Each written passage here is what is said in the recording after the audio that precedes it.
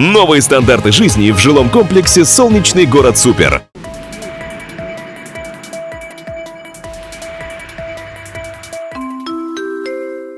Уважаемые пассажиры, рейс 756 задерживается. Уже 2 часа как приземлился самолет из Китая, но зона встречи все еще пустая. Все 342 пассажира проходят комплексное обследование. Только после их начинают выпускать.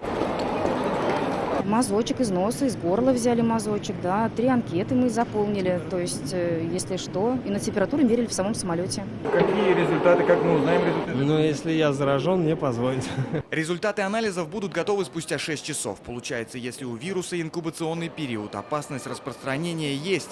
Но сами туристы утверждают, что в Китае паники не было. Обстановка спокойная, мы ничего не боялись. Мы по приезду в Казань что-то испугались, такая проверка, такая это. То есть там в масках никто не ходит? Как не ходит? Все в масках ходят. Маски в Китае превратились в обязательный атрибут. Туристы рассказывают, без них даже в магазин не пустят.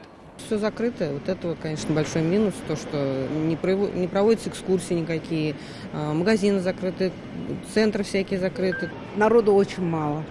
Все уезжают, и китайцы, и русские.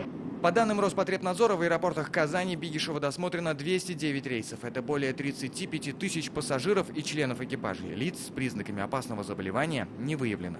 Как вы видите на табло, нет ни одного вылетающего рейса в Китай, потому что авиасообщение на вылет с этой страной уже закрыто. Но на прилет пока работает, там осталось около 300 татарстанских туристов. Они прибудут в Казань ближайшим рейсом 3 февраля. Ленар Гинатуллин, Данил Филатов, ТНВ, Казань.